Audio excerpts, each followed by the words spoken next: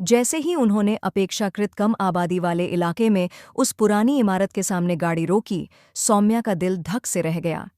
तुम्हें बताने वाला हूं कि यशवर्धन असल में क्या है। बहुत शौक है ना मेरी मर्दानगी को ललकारने का। चलो नीचे उतरो। अब तक तुमने सिर्फ मेरा प्यार भरा रूप देखा है, आज जानोगी कि लोग मेरे नाम से क्यों डरते हैं। गरजते हुए उसने अपनी तरफ का दरवाज़ा बंद किया और दूसरी ओर जाकर सौम्या की तरफ बढ़ा। सौम्या स्तब्ध रह गई। प्लीज मुझे वापस घर ले चलिए, मम्मा मेरा इंतजार कर रही होंगी, वह गिड़गिड़ाई। मगर यशवर्धन सुनने के मूड में नहीं था। आस्ती ने मोड़ते हुए उसने सौम्या का बाजू पकड़ा और जबरन गाड़ी से बाहर खींच लिया। सौम्या ने घबराकर इधर उधर देखा। रात की स्याही में पूरी गली वीरान थी। कोई नहीं था जो उसकी मदद कर सके। मैं अंदर नहीं जाऊंगी, आप मेरे साथ ऐसा नहीं कर सकते। वह लगभग रो पड़ी, लेकिन यशवर्धन के चेहरे पर एक रहस्यमयी मुस्कान थी और उसके कान जैसे बंद थे। बालों को पीछे झटकते हुए वह उसे घसीटता हुआ इमारत के भीतर ले गया। पुराने ढंग की उस इमारत में लिफ्ट नहीं थी, केवल सीढ़ियां थीं। सौम्या जानती थी कि यशवर्धन की कई प्रॉपर्टीज में शायद ये फ्लैट भी शामिल है। वह उसे सीढ़ियां चढ़ाता हुआ दूसरे माले पर ले गया। चारों ओर सन्नाटा था और हर क्षण भयावह लगता था। ये आदमी मेरे साथ न जाने क्या करेगा। सौम्या डर से कांप गई। यशवर्धन ने दरवाज़ा खोला और चलो अंदर आओ कहकर उसे जबरन खींचकर भीतर धकेल दिया। उसकी साड़ी का पल्लू दरवाजे के हैंडल में उलझ गया और फट गया। वह दोनों हाथों से अपना सीना ढांपती 2 कदम पीछे हटी। यशवर्धन की जलती हुई निगाहें उसके शरीर पर फिसलती हुई महसूस हो रही थीं। नहीं, प्लीज, आप ऐसा नहीं कर सकते। वह हर कदम पीछे हटती रोने लगी, लेकिन यशवर्धन अपने शर्ट के बटन खोलता उसकी ओर बढ़ता रहा। यशवर्धन से उसकी नफरत कोई नई बात नहीं थी। वह महज 7 साल की थी जब उसके पापा को दिल का दौरा पड़ा था, और इसकी वजह कोई और नहीं बल्कि उनके सगे बड़े भाई यशवर्धन के पिता नंदन राजवर्धन थे, जिन्होंने जमीन के बंटवारे में छोटे भाई को हिस्सा देने से साफ इनकार कर दिया था। ऐसा मत कीजिए भाई साहब, मेरा व्यापार डूब चुका है। मेरी बेटी अभी छोटी है, उसकी पढ़ाई, घर का खर्चा, बिजली पानी के बिल मैं कैसे चलाऊंगा। मुझे नौकरी का भी कोई अनुभव नहीं है।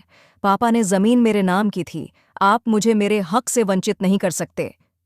पापा को यूं गिड़गिड़ाते देखकर सौम्या को अपने चाचा से घृणा हो गई थी, जो ठाठ से सिगार पीते हुए टांग पर टांग रखे बैठे रहे। हादिया चुपचाप वहां से हट गई। उसे नहीं पता कि चाचा ने क्या जवाब दिया, लेकिन पापा को झुके कंधों के साथ लौटते देखकर उसे समझ आ गया कि फिर वही घमंड और अभिमान दिखाया गया है। गांव में जो कई एकड़ जमीन थी, चाचा ने उस पर जबरन कब्जा कर लिया। उस रात जैसे ही पापा घर लौटे, उन्हें दिल का भीषण दौरा पड़ा। वसुधा देवी कांपने लगीं और घबराकर फोन उठाने लगीं। तभी 7 साल की सौम्या ने फोन उनके हाथ से ले लिया। किसी को फोन करने की जरूरत नहीं है अम्मा, अब हमारा कोई रिश्तेदार नहीं है। मैं पापा को खुद अस्पताल ले जाऊंगी। वसुधा देवी ने हैरानी से अपनी बच्ची को देखा, जो अकेले घर से निकल पड़ी। कुछ ही देर बाद वह पास के वैद्य रघुनाथ चाचा को रिक्शा समेत ले आई और उन्हीं की मदद से अशोक त्रिपाठी को अस्पताल ले जाया गया। डॉक्टरों के अनुसार उन्हें गहरा मानसिक आघात पहुंचा था, और सौम्या जानती थी कि यह आघात रिश्तों की बदलती निगाहों से मिला था। कुछ महीनों बाद पापा तो घर लौट आए, लेकिन जैसे हमेशा के लिए चुप हो गए थे। व्यापार पूरी तरह ठप हो चुका था। वसुधा देवी ने घर में सिलाई मशीन रखकर कपड़े सिलने शुरू कर दिए थे, और यहीं से सौम्या की जिंदगी संघर्ष की आग में तपने लगी थी। बाप को अस्पताल से आए कई दिन बीत चुके थे, लेकिन चाचा जान ने इस दौरान एक बार भी आकर उनकी खैरियत पूछने की कोशिश नहीं की थी। हाँ, उन्होंने अपने घर से अपने बेटे यशवर्धन को औपचारिकता पूरी करने के लिए भेज दिया था। वह कई घंटे वसुधा देवी के पास बैठा रहा था। सौम्या ने नफरत से उस अपने से 10 साल बड़े लड़के को देखा, जो कॉलेज की साफ सुथरी यूनिफॉर्म में वसुधा देवी के साथ बैठा था। सारे सपने पूरे करने की इजाज़त तो सिर्फ उन्हीं लोगों को है। यह कड़वाहट सौम्या के रग रग में बसी थी। समय गुजरता रहा। अशोक त्रिपाठी ने कोशिश करके कुछ दुकानें खोल ली थीं, जिनसे उनका गुजारा ठीक से चलने लगा था। दिन बीतते गए।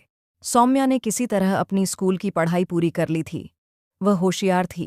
हर कक्षा में उसे छात्रवृत्ति मिल जाती। वह पापा को अकेले में रोते देखती तो चाचा के परिवार के प्रति नफरत और गहराई से उसके भीतर बैठ जाती। जब भी परिवार में कोई समारोह होता, वह देखती कि सब ने महंगे कपड़े, भारी गहने पहन रखे होते और बड़ी बड़ी गाड़ियों में आते हैं। मेरे पिता का हक खाकर सब कितने खुश हैं। वह सोचती और जलती रहती, लेकिन कुछ कर नहीं सकती थी। समय बीतता रहा और वह 17 वर्ष की हो गई। कॉलेज में दाखिले का तीसरा दिन था जब वह घर आई। वसुधा देवी बेचैनी से लॉन्स में टहल रही थीं। क्या बात है अम्मी, आप बहुत परेशान लग रही हैं। अब्बू की तबीयत तो ठीक है ना? उसने सर पर ओढ़ी हुई काली चादर उतारते हुए पूछा और सोफे पर रख दी। धूप से लौटने के कारण उसका चेहरा तपता हुआ लग रहा था। हाँ बेटा, तुम्हारे चाचा जान की तबीयत बहुत खराब है। भाभी जान का फोन आया था, उन्हें तेज दिल का दौरा पड़ा है। तुम्हारे अब्बा भी वहीं गए हुए हैं। उन्होंने फ़ोन करके कहा है कि जैसे ही तुम कॉलेज से वापस आओ, मैं तुम्हें लेकर अस्पताल आ जाऊं। माँ की बात सुनते ही सौम्या के होंठों पर एक तीखी जहरीली मुस्कान फैल गई। ओह, चाचा जान को दिल का दौरा कैसे पड़ गया? उनके पास दिल है ही नहीं तो बीमारी कैसे लग गई? सौम्या की बात पर वसुधा देवी ने नाराजगी से उसकी ओर देखा। कुछ भी उल्टा सीधा बोलती रहती हो। वो तुम्हारे चाचा हैं। न जाने किस बात का बैर है तुम्हें उनसे, और उन्होंने तो तुम्हारे साथ कभी कोई बुरा व्यवहार भी नहीं किया। अब चलो, जल्दी जाकर कपड़े बदलो, हमें अस्पताल जाना है। माँ की बात पर सौम्या ने गुस्से से पांव पटका। अम्मी, मैं नहीं जाऊंगी। कल मेरा बहुत ज़रूरी टेस्ट है, मुझे उसकी तैयारी करनी है। उसकी भूरी आंखों में गुस्सा भर आया, लेकिन वसुधा देवी की एक तीखी निगाह पर वह पांव पटकती हुई अपने कमरे की ओर बढ़ गई। जब वह कपड़े बदलकर नीचे आई तो वसुधा देवी तैयार खड़ी थीं। चलो, जल्दी करो, रिक्शे वाला कब से इंतजार कर रहा है। तुम्हारे अब्बू का 2 बार फोन आ चुका है। उन्होंने सौम्या का हाथ पकड़कर बाहर की ओर बढ़ते हुए कहा। बिना वजह की हमदर्दी आ रही है आपको उनसे। इतना पैसा है उनके पास, उन्हें हम जैसे रिश्तेदारों की जरूरत नहीं। जब हमारा वक्त था तो उन्होंने अपने दरवाजे हमारे लिए बंद कर दिए। वह बड़बड़ाती हुई माँ के साथ रिक्शे में जा बैठी। रिक्शा शहर के अस्पताल के सामने रुका तो सौम्या की आंखों के सामने वो मंजर घूम गया जब अशोक त्रिपाठी को सरकारी अस्पतालों में इलाज के लिए इधर उधर धकेला जाता था और वसुधा देवी हर डॉक्टर के सामने गिड़गिड़ाया करती थीं। अम्मा, मैं अंदर नहीं जाऊंगी, मैं यहीं कॉरिडोर में इंतजार करूंगी। उसने एक बार फिर जिद पकड़ ली। वसुधा देवी ने उसे घूर कर देखा। आखिर तुम्हारा मसला क्या है सौम्या? मैं कह चुकी हूं, तुम्हारे अब्बा ने तुम्हें बुलाया है। कोई बात तो हुई होगी जो वो इतना जोर दे रहे हैं। अब चुपचाप चलो। उन्होंने आगे चलने का इशारा किया तो सौम्या भी अनमने मन से कमरों के नंबर देखते हुए आगे बढ़ने लगी। माँ के बताए हुए कमरे के सामने पहुंचकर उसने वसुधा देवी को इशारा किया। अब आप ही अंदर जाइए, मैं यहीं रुकती हूँ, उसने चिढ़कर कहा और शायद कुछ और कहती। तभी कमरे का दरवाज़ा किसी ने खोला। सौम्या चौंकी। सामने यशवर्धन खड़ा था। सौम्या ने उसे लगभग 7 साल बाद देखा था। वह बहुत समय से उनके घर आना छोड़ चुका था। ऊंचा कद, गहरी काली आंखें और हमेशा की तरह मुड़ी हुई बाहों वाली कमीज, वह व्यक्तित्व में आकर्षक था। आइए चाची जान, उसने एक तरफ हटकर वसुधा देवी को अंदर आने का इशारा किया। एक हल्की नज़र उसने सौम्या पर डाली, जिससे सौम्या बेचैन हो उठी। आ गई मेरी बेटी, न जाने कब आखिरी बार देखा था तुझे। सामने लेटे चाचा जान कमजोरी से बोल उठे। इतनी जल्दी दिल का दौरा भी ठीक हो गया? ये सब ड्रामे हैं, अब्बा जान को बेवकूफ़ बनाने के लिए। सौम्या ने आगे बढ़कर उनका सर चूमा और अपने पिता को देखा, जो अपने बड़े भाई के बेड के पास कुर्सी पर थके हारे बैठे थे। आपने इंतजार क्यों किया भाईजान? मुझे हुक्म देते, मैं सौम्या को लेकर हाजिर हो जाता। अब्बू की इस बात पर सौम्या के भीतर जैसे आग लग गई। चाची जान भी कमरे में मौजूद थीं, उन्होंने भी सौम्या के सिर पर प्यार दिया। वह गहरी सांस लेकर 2 कदम पीछे हटकर खड़ी हो गई। शुक्र है ऊपर वाले ने बचा लिया। डॉक्टर ने कहा है कि मामूली सा दिल का दौरा था। आईसीयू में भाईजान का दिल बहुत घबरा रहा था। चाचा जी की विशेष विनती पर उन्हें प्राइवेट कमरे में शिफ्ट कर दिया गया था। ये बात अशोक ने वसुधा देवी को बताई। वह भी आगे बढ़कर नंदन राजवर्धन की खैरियत पूछने लगीं। सिर्फ सौम्या ही थी जो चुपचाप पीछे खड़ी ऊब से इधर उधर देख रही थी, और तभी वह चौंक गई जब चाचा जी ने उसका नाम लिया। मैं अपनी सेहत को लेकर बहुत डर गया हूँ अशोक। मुझे अफसोस है कि मैंने तुम्हारे साथ अच्छा व्यवहार नहीं किया। न जाने किसने मेरे कान भर दिए थे, मेरी आंखों पर पट्टी बंध गई थी। लेकिन अब मैं तुम्हारे हिस्से की सारी जमीन जायदाद तुम्हारे नाम करना चाहता हूँ। चाचा जी की बात सुनकर अशोक त्रिपाठी तुरंत आगे बढ़े और उनके हाथ थाम लिए। मुझे जमीन जायदाद नहीं चाहिए भैया जी, मेरे लिए तो आपका प्यार ही काफ़ी है। मैं अपने घर का कामकाज अच्छे से चला रहा हूँ। पिता के जवाब पर सौम्या भीतर तक सुलग उठी। इनकार क्यों कर रहे हैं बाबा जी? इससे तो अच्छा खासा एमबीबीएस हो जाएगा। उसने बेचैनी से करवट बदली और तभी वो चौंकी। पास ही खड़े यशवर्धन ने गहरी निगाहों से उसका जायजा लिया था। तुम ठीक कह रही हो अशोक, चाचा जी बोले। मैं तुमसे बहुत प्यार करता हूँ और हमेशा करता रहूँगा। मैं चाहता हूँ कि यह प्यार हमारे बच्चों में भी आ जाए। मेरी सेहत का कुछ भरोसा नहीं, अब मैं शायद कभी ठीक नहीं हो सकूँगा। मुझे अपनी गलतियों का प्रायश्चित करने दो, मेरी बात मान जाओ। उन्होंने फिर अशोक त्रिपाठी के दोनों हाथ थामे। सौम्या ने ऊब कर इधर उधर देखा। अब ये क्या बात कर रहे हैं? अशोक कुछ क्षण तक सिर झुकाए खड़े रहे, फिर बोले, भैया जी, मेरे लिए आपसे बढ़कर कुछ भी नहीं है। आपने जो कहा वो मैंने मान लिया। मुझे कोई ऐतराज नहीं, आप सौम्या और यशवर्धन की शादी करवा दीजिए। सौम्या के सर पर जैसे बिजली गिरी। उसने फटी फटी आंखों से अपने पिता को देखा। शादी? किसकी शादी? उसके मुंह से अनायास ही निकला। सब चौंक कर उसकी ओर देखने लगे और बिस्तर पर लेटे चाचा जी मुस्कुरा उठे। चुप रहो सौम्या, चलो बाहर। अम्मा ने पलटकर उसका हाथ पकड़ा, लेकिन उसने घबरा कर चारों ओर देखा। सबके चेहरे संतुष्ट थे, जैसे ये बात पहले से तय हो। आप लोग मुझे यहाँ क्यों लाए हैं? चाचा जी किसकी शादी की बात कर रहे थे? बाहर आते ही उसने माँ से लगातार सवाल किए। उन्होंने उसे घूरा। हर बात का जवाब देना जरूरी नहीं होता, ये बड़े लोगों की बातें हैं। तुम्हारे बाबा और चाचा जी ने मिलकर तुम्हारा और यशवर्धन का रिश्ता तय कर दिया है। उनकी इच्छा है कि वे अपनी जिंदगी में ही तुम्हारी और यशवर्धन की शादी कर दें। वे ठीक होकर घर आएंगे, फिर शादी और रुखसती की रस्में होंगी। वसुधा देवी ने जैसे कोई पहले से तय फैसला सुनाया। सौम्या स्तब्ध रह गई।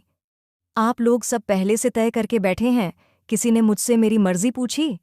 मुझे नहीं जाना उस परिवार में। और वो यशवर्धन, मैंने तो आज पहली बार उसे ठीक से देखा है। कितना बड़ा है मुझसे। वह पैर पटक कर चिल्लाई, जिससे आसपास के लोग मुड़ मुड़ कर देखने लगे। वसुधा देवी ने उसका हाथ दबाया। चुप रहो सौम्या, आज इतने सालों बाद तुम्हारे पापा अपने भाई के साथ राजी हुए हैं। नहीं देख रही कितने खुश हैं? बीमारी के बाद पहली बार मैंने उन्हें खुश देखा है। अपने पिता की खुशी को यूं मिट्टी में मत डालो। और यशवर्धन में क्या बुराई है? तुम्हारे चाचा का बेटा है, सुंदर है, पढ़ा लिखा है, खुद का बिजनेस करता है। तुम्हें किसी चीज़ की कमी नहीं होगी। तुम्हें शुक्रगुजार होना चाहिए। वसुधा देवी ने उसे डांट दिया। सौम्या की आंखें छलक उठीं। लेकिन अम्मा, चुप रहो तुम। उन्होंने उसकी बात काट दी। तभी यशवर्धन कमरे से निकलता दिखा। एक नज़र सौम्या पर डालता हुआ वह पास से गुजर गया। सौम्या के आंसुओं का किसी पर कोई असर नहीं हुआ। उसके चाचा ठीक होकर घर लौटे, उसकी शादी कर दी गई। उसके हाथ बुरी तरह कांप रहे थे। उसने निगाह उठाकर अपने पिता को देखा, जो खुशी भरे चेहरे से उसे ही देख रहे थे। फिर वह बगल में बैठे यशवर्धन को देखने लगी। उसकी नज़रें दीवार पर जमी थीं। चेहरे से कुछ समझ नहीं आ रहा था कि वह खुश है या दुखी। वह भी आंसू पीते हुए सिर झुका गई। मैं बहुत खुश हूँ अशोक, तुमने मेरी बात का मान रखा। मेरे ठीक होकर घर आते ही हम शादी की तारीख तय करेंगे।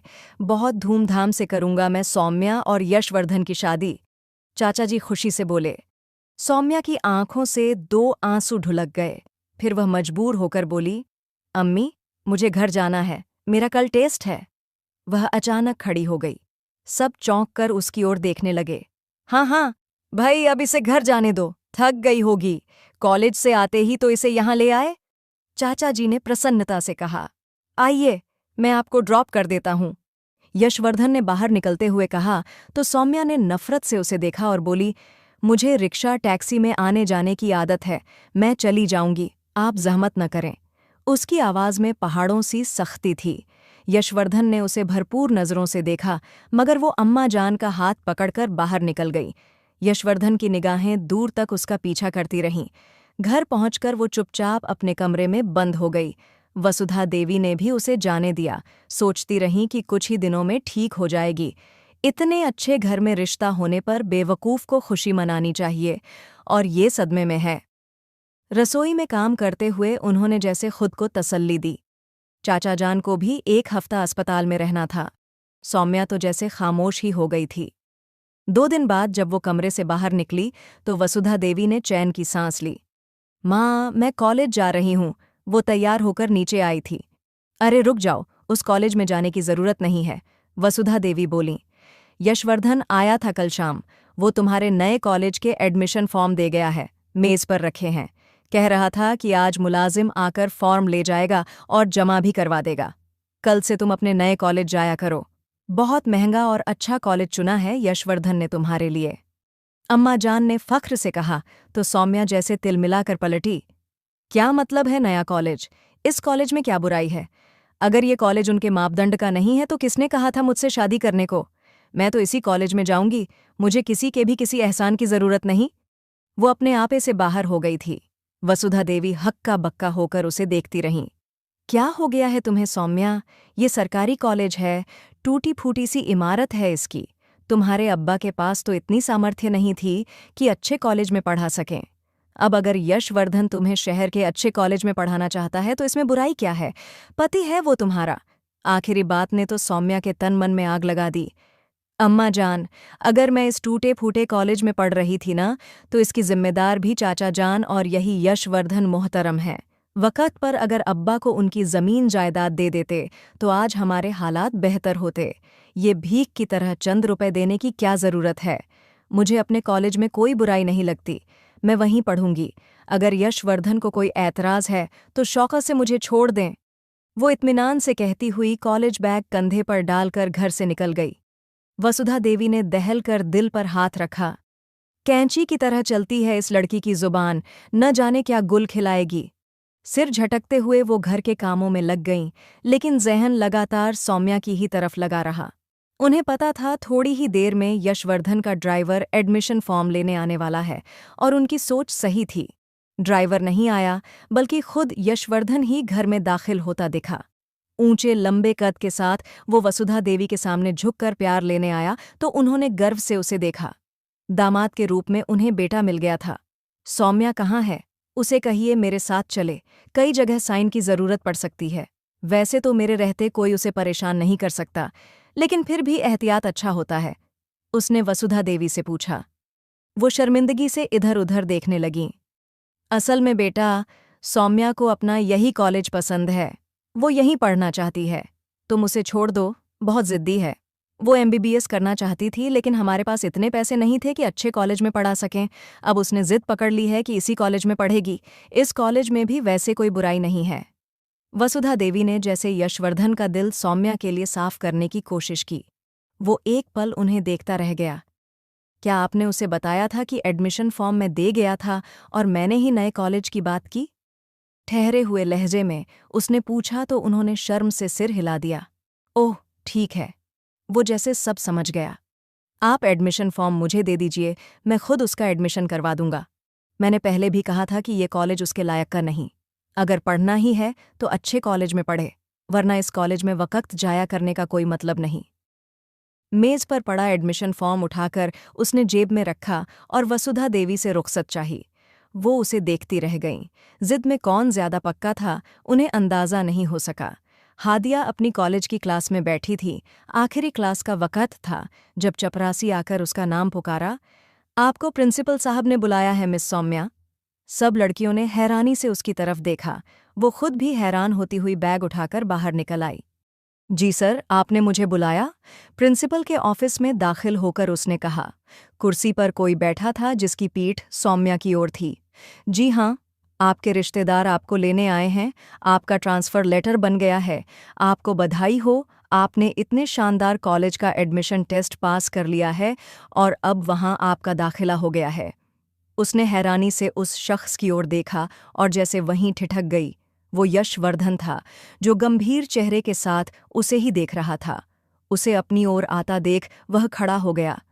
आपका बहुत शुक्रिया प्रिंसिपल साहब, अब हमें चलना चाहिए। चलो सौम्या। उसकी ओर पलटते हुए उसने बिल्कुल इत्मीनान भरे लहजे में कहा। सौम्या सिर से पांव तक सुलग उठी, लेकिन प्रिंसिपल के सामने तमाशा न बने, इसलिए वह चुपचाप उसके पीछे पीछे बाहर आ गई। ये क्या तमाशा है? मैंने कहा था कि मुझे अपना कॉलेज पसंद है और मैं उसी में पढ़ूंगी। आप होते कौन हैं मेरी मर्जी के खिलाफ फैसले करने वाले? वह चिढ़कर बोली। लंबे लंबे कदमों से चलता यशवर्धन एकदम ठहर गया। मेरे ख्याल से तुम्हें पता है मैं तुम्हारा कौन हूं, और ये सीधी सी बात तुम्हारी समझ में क्यों नहीं आ रही कि ये कॉलेज अच्छा नहीं है? मैंने तुम्हारा जहां एडमिशन कराया है, कल से ड्राइवर आकर तुम्हें वहां लेकर जाएगा। पढ़ना हो तो पढ़ लेना, वरना घर बैठ जाना। इस कॉलेज में अब तुम्हें पढ़ने की इजाज़त कभी नहीं मिलेगी। शब्दों को चबा चबा कर कहते हुए वह आगे बढ़ गया। सौम्या तिलमिलाकर रह गई, लेकिन न चाहते हुए भी उसने उसके पीछे कदम बढ़ा दिए।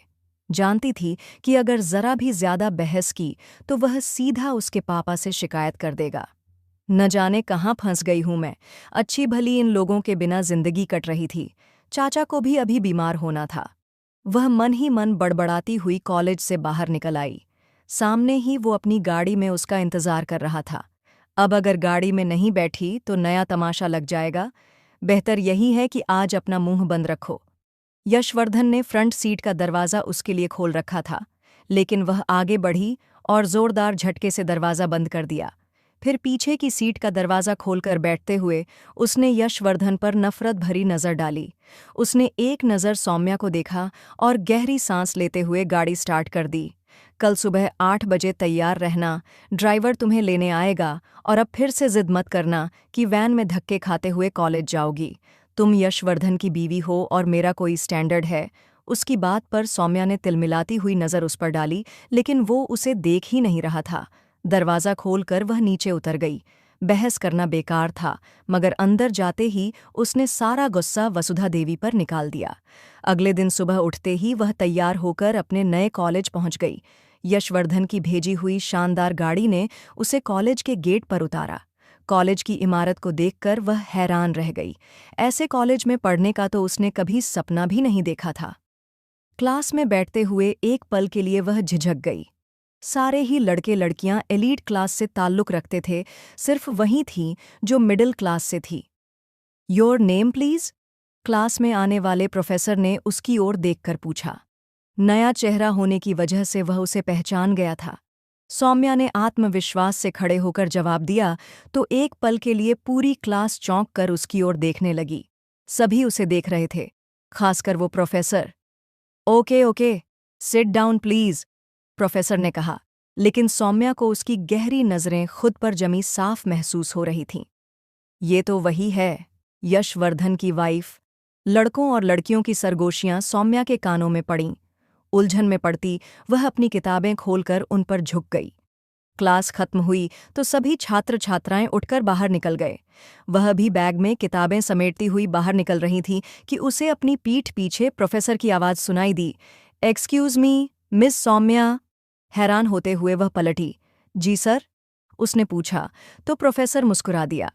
सर नहीं, अर्जुन नाम है मेरा। मैं यशवर्धन का बहुत अच्छा दोस्त हूँ। उसने मुझे तुम्हारे बारे में बताया था। क्लास के बाद तुम मुझे अर्जुन कह सकती हो। अगर उसे पता चला कि उसकी वाइफ मुझे सर कहती है तो न जाने मेरा क्या हाल करेगा। वह हंसते हुए कह रहे थे। सौम्या शर्मिंदा सी होने लगी। यशवर्धन का जिक्र हर जगह सुनाई दे रहा था और ये उसके लिए बेहद झुंझलाहट का कारण बन रहा था।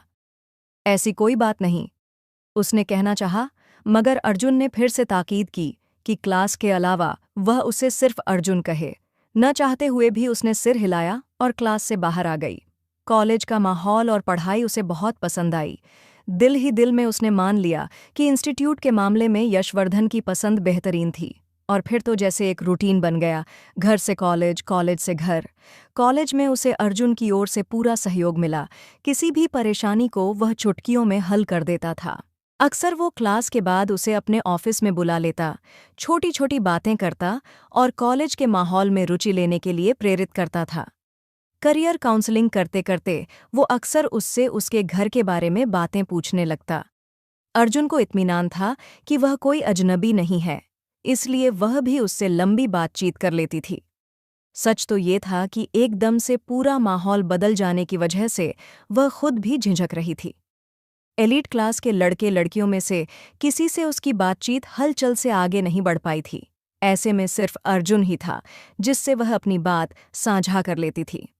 उस दिन के बाद यशवर्धन कभी उनके घर नहीं आया। सौम्या की पढ़ाई पूरी होने के बाद उसकी रुखसती तय पाई गई थी। चाचा जी ने बस 2 साल और इंतजार करना स्वीकार कर लिया था, लेकिन उन्होंने यह साफ कर दिया था कि बाकी की पढ़ाई सौम्या शादी के बाद ही पूरी करेगी। कुछ ही दिन बीते थे जब कॉलेज में सीनियर्स की फेयरवेल पार्टी की घोषणा हुई। पार्टी इतनी अचानक हुई कि सौम्या परेशान हो गई। अलमारी खोलकर वह काफी देर से सोच में पड़ी थी। अम्मा, मेरे पास पार्टी में पहनने के लिए एक भी ढंग का ड्रेस नहीं है और नया जोड़ा सिलवाने का वक्त भी नहीं है। नया कॉलेज है, पुराने कपड़े पहनकर जाऊंगी तो अच्छी नहीं लगूंगी। वह रुआंसी हो गई। वसुधा देवी ने बेजारी से सिर उठाया।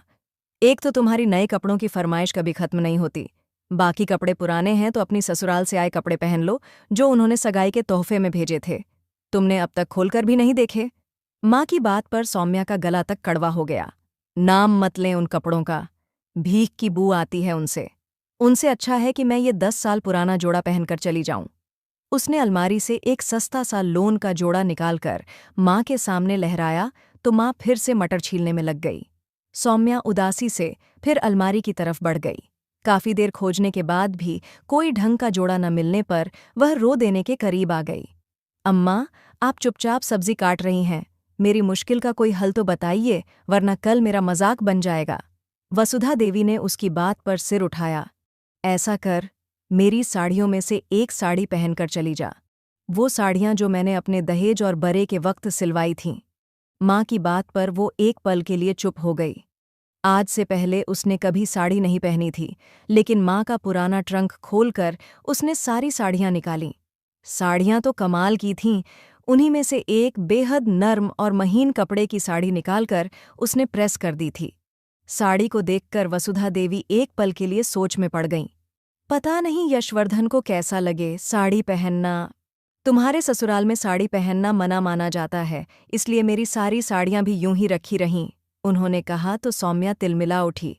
आप ऐसा कीजिए कि यशवर्धन को फ़ोन करके पूछ लीजिए मेरा सांस लेना उसे कैसा लगता है, ताकि मैं सांस लेना भी बंद कर दूं अगर उसे पसंद नहीं। उसकी बात सुनकर यशवर्धन ने चुपचाप कमरे से निकल जाना बेहतर समझा। चाहकर भी वह अपने दिल से यशवर्धन के लिए नफरत नहीं निकाल पा रही थी। अगले दिन वह माँ की साड़ी पहनकर तैयार हो गई। हल्के मेकअप में उसका हुस्न और भी निखर उठा था। साड़ी ने उसके लंबे कद को और उभार दिया था। वसुधा देवी ने उसे देखा तो उसका माथा चूम लिया। बहुत प्यारी लग रही हो, अब जाओ, ऊपर वाला तुम्हें नज़रबद से बचाए। वह शर्मा कर मुस्कुरा दी। बाहर गाड़ी उसका इंतजार कर रही थी।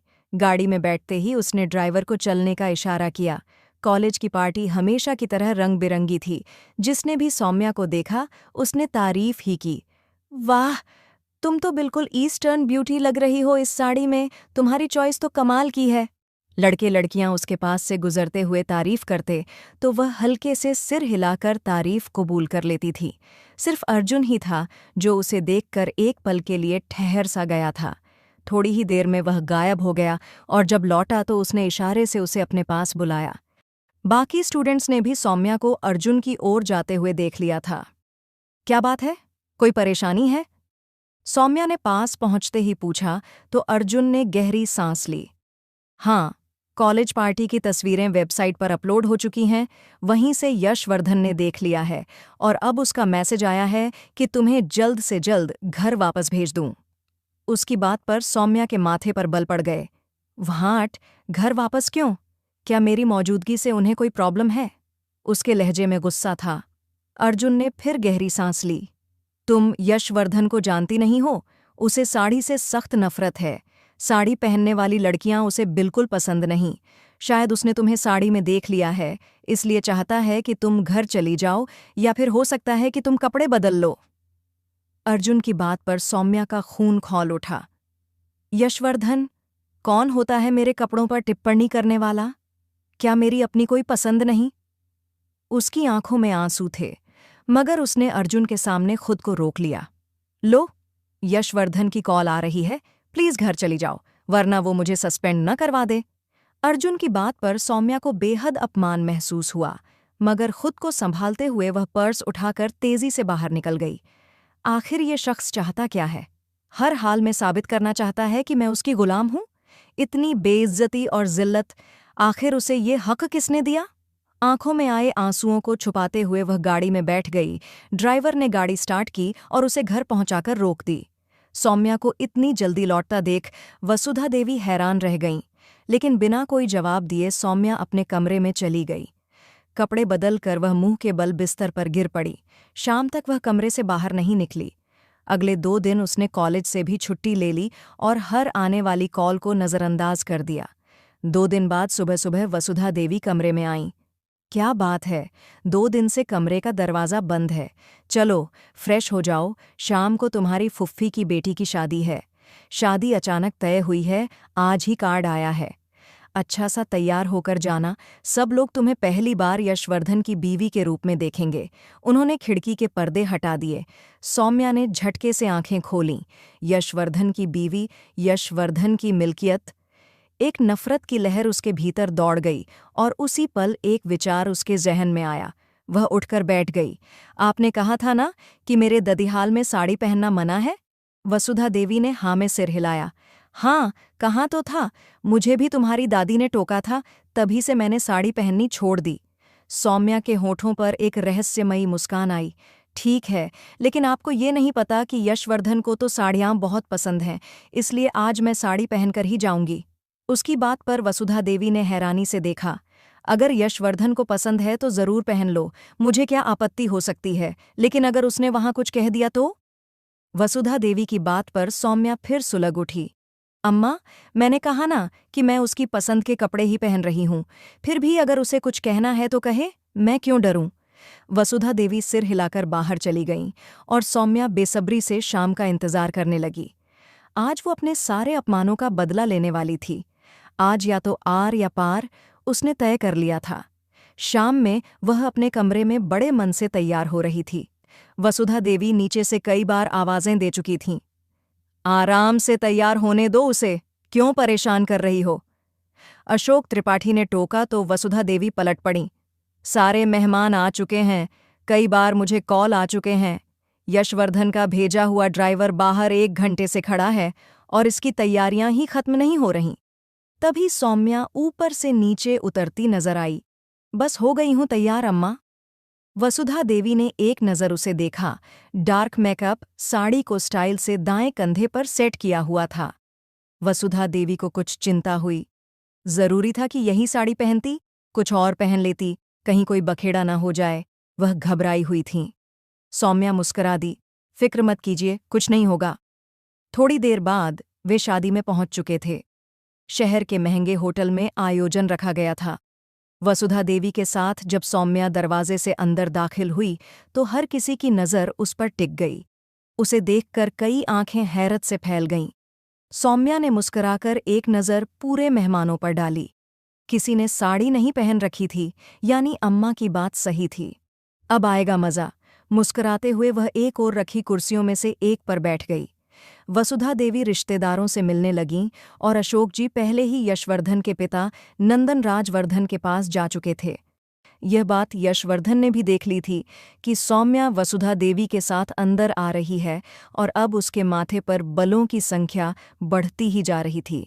वाह यार, हम में से किसी की बीवी या बहन को तो साड़ी पहनने नहीं देता और अपनी बीवी को पहनने की इजाज़त दे दी। बड़ा ही प्रगतिशील हो गया है तू, अपनी सारी बातें भूल गया। मामा के बेटे ने यशवर्धन के कंधे पर हाथ मारते हुए ताना मारा तो वह अंदर ही अंदर जल उठा। उसकी नज़र अनायास ही सौम्या पर जा टिकी, जो लड़कियों के एक ग्रुप के साथ खड़ी होकर जोर जोर से हंसते हुए बातें कर रही थी। उसने जानबूझकर साड़ी को इस तरह से पहना था कि उसका शरीर उभरकर साफ दिख रहा था। दाहिने कंधे पर स्टाइल से डाली गई साड़ी और खुले बाल उसकी खूबसूरती को और भी निखार रहे थे, लेकिन न जाने क्यों यशवर्धन बेचैन सा हो गया। उसने महसूस किया कि परिवार के ज्यादातर लड़के उसी को देख रहे थे। उसकी सहन शक्ति जवाब दे चुकी थी। वह नंदन राजवर्धन की कॉल को अनदेखा कर सीधा वहां आ पहुंचा जहां सौम्या खड़ी थी। उसे देखकर लड़कियां एकदम चुप हो गईं। चलो मेरे साथ, उसने बेहद सख्त आवाज में कहा। सौम्या पलटी, उसके चेहरे पर हल्की मुस्कान फैल गई। अरे आप, लेकिन शादी की रस्में तो अभी शुरू भी नहीं हुईं, कहाँ जाना है? उसने हैरानी से पूछा, मगर यशवर्धन के चेहरे पर गुस्से की लकीरें गिनना मुश्किल था। उसने सौम्या का बाजू थाम लिया। तमाशा करने की जरूरत नहीं, मैंने कहा है, चलो तो चुपचाप चलो। सौम्या एक पल को सन्न रह गई। बाकी लड़कियां चुपचाप दूर हो गईं। उसने इधर उधर देखा, लेकिन किसी ने ध्यान नहीं दिया। मम्मी को तो बताने दीजिए, उसने घबराकर कहा। यशवर्धन ने तीखी नजर डाली। बाकी सब काम तो पूछकर करती हो, अब एक शब्द भी मुंह से मत निकालना, सीधे चलो और गाड़ी में बैठो। सौम्या ने चुपचाप गाड़ी की ओर कदम बढ़ाए। बाहर अंधेरा हो चला था और पार्किंग में सन्नाटा था। गाड़ी में उसके सामने बैठते हुए सौम्या का दिल धड़क उठा। कहाँ ले जा रहे हैं आप मुझे? मम्मी को तो बता दीजिए, कुछ बोलिए भी, या यहाँ भी बस हुक्म ही चलाएंगे, वो चिढ़कर बोली। यशवर्धन एक झटके से उसकी ओर मुड़ा। ये क्या पहन रखा है तुमने? जरा भी समझदारी नहीं है तुम्हें? नफरत है मुझे इस तरह के कपड़ों से, और तुम इतने गर्व से इसे पहनकर पूरे खानदान के सामने आ गईं। जानती हो सब मेरा कितना मजाक उड़ा रहे थे, देखा है खुद को आईने में? कितना उभरा हुआ दिख रहा है तुम्हारा शरीर। उसने गुस्से में उसकी साड़ी का पल्लू उसकी तरफ उछाल दिया। सौम्या सन्न रह गई। वो तो सिर्फ यशवर्धन को चिढ़ाना चाहती थी, अंदाजा नहीं था कि बात इतनी बढ़ जाएगी। मेरे पास और कपड़े नहीं थे, इसलिए यही पहन लिए, उसने बहाना बनाने की कोशिश की। यशवर्धन ने गहरी सांस ली। नहीं सौम्या, पिछले महीने मैंने तुम्हें कई कीमती कपड़े भेजे थे, तुम चाहती तो कुछ और पहन सकती थीं। तुमने जानबूझकर ये कपड़े पहने हैं। मुझे पहले ही पता चल गया था कि तुम सबको कहती फिर रही हो कि यशवर्धन कौन होता है, मुझ पर हुक्म चलाने वाला। तो आज मैं तुम्हें बता देता हूं कि यशवर्धन कौन है। उसकी आवाज में आग थी। सौम्या कांप उठी। वो गाड़ी स्टार्ट कर चुका था। कहाँ ले जा रहे हैं? उसने फिर पूछा। रात बहुत हो रही है, मैं घर जाकर कपड़े बदल लेती हूँ। मगर यशवर्धन ने कोई जवाब नहीं दिया। सौम्या की हथेलियां पसीने से भीगने लगीं। मैंने पूछा, कहाँ ले जा रहे हैं आप? वो जोर से चिल्लाई, लेकिन उसके रोने और चिल्लाने का यशवर्धन पर कोई असर नहीं हुआ। अब उसे एहसास हो गया था कि वसुधा देवी क्यों उसे बार बार यशवर्धन के गुस्से से डराती थीं। सौम्या की आंखों में आंसू आ गए। नहीं Yashvardhan, please, I am sorry. मुझे नहीं पता था आपको साड़ी इतनी नापसंद है, मैं आइंदा कभी नहीं पहनूंगी। वो फूट फूट कर रोने लगी। यशवर्धन ने गहरी सांस लेते हुए उसके दोनों कंधों को थाम लिया।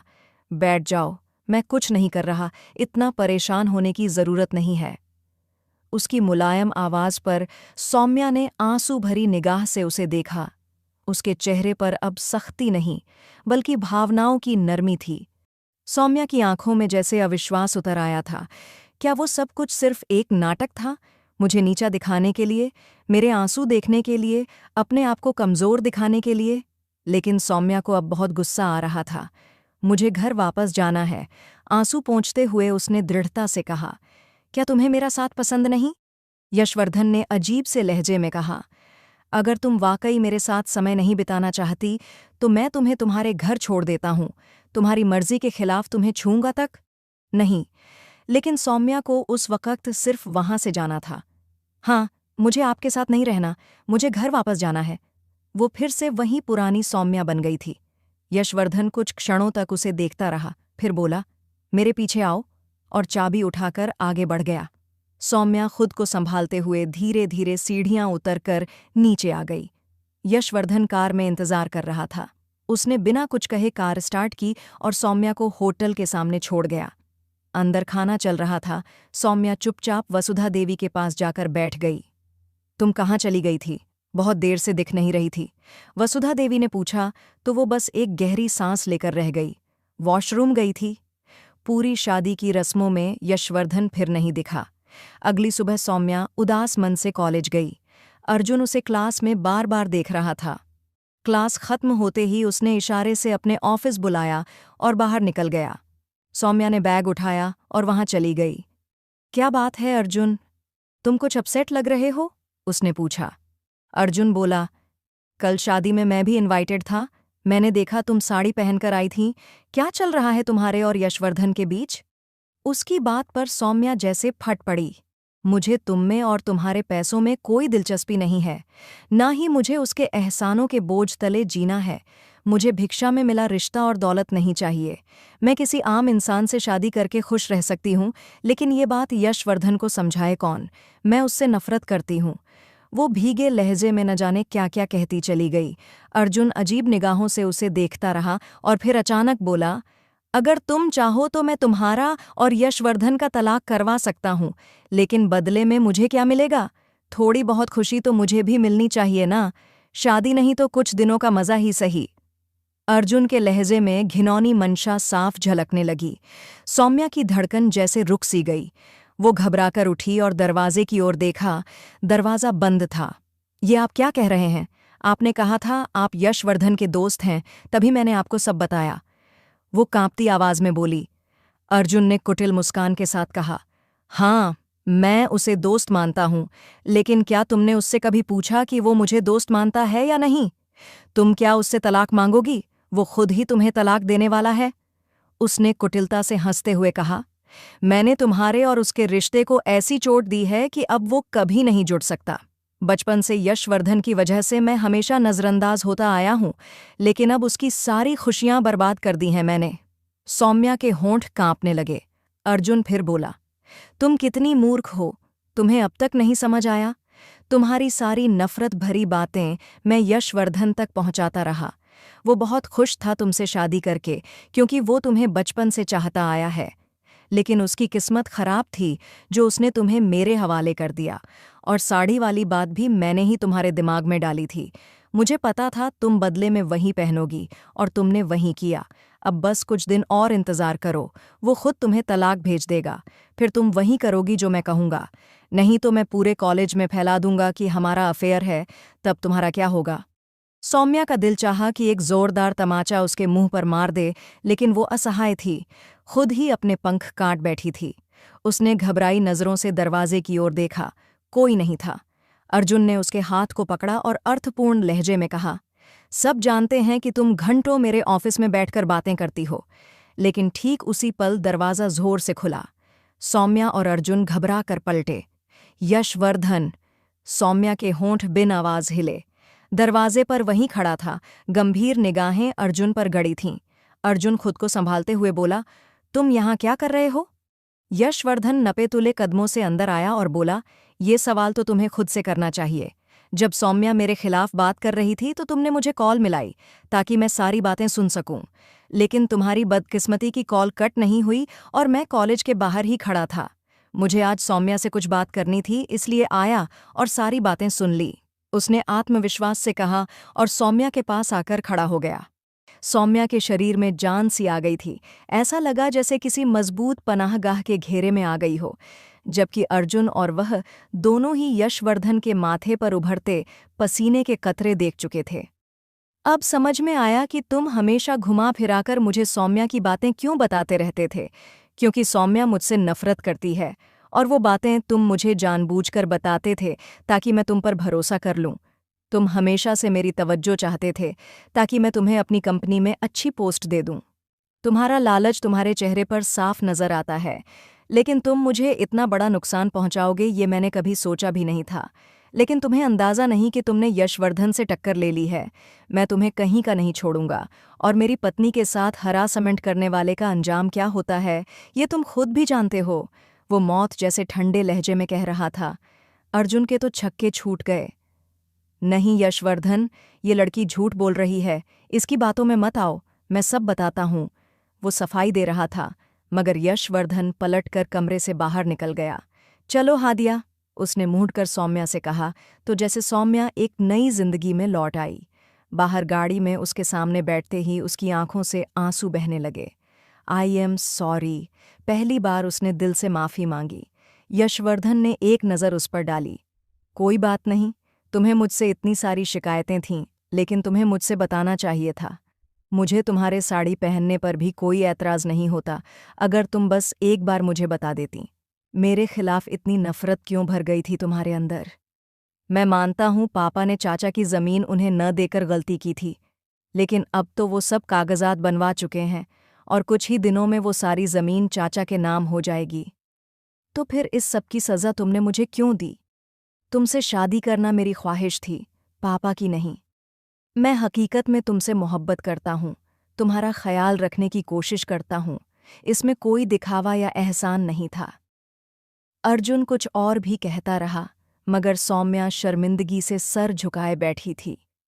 मैं कई बरसों तक तुम्हारे घर नहीं आया, लेकिन इसका मतलब ये नहीं था कि मैं तुमसे अनजान या लापरवाह था। बस पापा की आंखों पर बंधी पट्टी खोलनी थी। रिश्तेदारों ने उन्हें चाचा के खिलाफ भड़का रखा था। धीरे धीरे जब उन्हें अपनी गलती का एहसास हुआ, तो मैंने तुमसे शादी की बात की। हॉस्पिटल में तुम्हें पहली बार देखकर मेरा दिल जोर से धड़कने लगा था, लेकिन तुमने तो मुझे देखा तक नहीं। तब मुझे अंदाज़ा नहीं था कि तुम मुझसे इतनी नफ़रत करती हो। तुम्हें उस कॉलेज में पढ़ाने का मेरा मकसद बस यही था कि तुम मेरी नज़रों के सामने रहो। यहाँ के डीन और स्टाफ से मेरी अच्छी बनती है, सिर्फ अर्जुन ही नहीं। अर्जुन तुम्हें अपने जाल में फंसाकर मुझे बदनाम कर रहा था और तुम्हारी कहीं हर बात रिकॉर्ड करके मुझे पहुंचा देता था। मैं कोई बच्चा नहीं हूं कि फ़ौरन उसकी बातों पर रिएक्ट करूं, लेकिन मेरे दिल में गुस्सा था कि तुम मुझसे बात करने के बजाय सबको क्यों बताती हो कि तुम मुझसे नफ़रत करती हो। यशवर्धन के लहजे में गहरा दुख था। सौम्या फिर से शर्मिंदगी में डूब गई। देखो सौम्या, मैं तुम्हारी मर्जी के खिलाफ तुम्हें अपना नहीं बनाऊंगा। अगर तुम्हें ये रिश्ता पसंद नहीं, तो मैं तुम्हें आज़ाद कर दूंगा, किसी और के कहने पर नहीं, सिर्फ अपनी पत्नी की बात पर। जो तुम कहोगी, मैं वही करूंगा, उसने गंभीर लहजे में कहा। सौम्या सहम गई। क्या यशवर्धन सच में मुझे छोड़ देगा? नहीं, ऐसा मत कीजिएगा। मैं नहीं चाहती कि ये शादी टूटे, उसने कांपते हुए कहा। उसकी बड़ी बड़ी आंखों में डर था। यशवर्धन कुछ पल उसे देखता रहा, फिर मुस्कुरा दिया। अब और शर्मिंदा होने की ज़रूरत नहीं। मुझे मेरा जवाब मिल गया है। मैं वादा करता हूं कि बीते बरसों में जो भी गलतियां हमारी फैमिली से हुई हैं, हम उनका पूरा हिसाब बराबर करेंगे। मैं तुम्हें इतनी खुशियां दूंगा कि तुम हैरान रह जाओगी, वो जोश से कह रहा था। सौम्या ने उसकी ओर देखा। उसकी भावनाओं से भरी नज़रों में झांकना मुश्किल था। वो नज़रें चुराकर बाहर देखने लगी। अच्छा, अब मुस्कुराओ तो सही। बहुत भूख लगी है। मैं तो आया था कि तुम्हारे साथ कहीं अच्छा सा लंच करूं, लेकिन यहाँ तो मामला ही बिगड़ गया। अब तो अर्जुन की पिटाई के लिए भी एक स्पेशल मीटिंग रखनी पड़ेगी, वो सामान्य लहजे में कह रहा था। सौम्या हंस पड़ी। क्या करोगे अर्जुन के साथ? उसने पूछा। ऐसे लोगों को मैं नहीं, मेरा स्टाफ देखता है। मेरा वक्त तो सिर्फ खास लोगों के लिए है। यशवर्धन ने गहरी मुस्कान के साथ उसकी ओर देखा। सौम्या खुलकर मुस्कुरा दी। इतने हसीन साथ पर वो दिल ही दिल में ऊपर वाले की शुक्रगुजार हो रही थी। चाचा जान स्वस्थ हो चुके थे। यशवर्धन के कहने पर उनकी रुखसती रखी गई और ठीक 2 हफ्ते बाद सौम्या उसकी दुल्हन बनकर उसकी जिंदगी में शामिल हो गई। क्या इस बार तुमने अपने दिल से इकरार किया है? उसके हाथों में हीरे की अंगूठी पहनाते हुए यशवर्धन ने प्यार से पूछा। मुस्कुराकर सिर हिलाते हुए सौम्या ने जैसे उसे अपनी मोहब्बत की मुहर दे दी थी।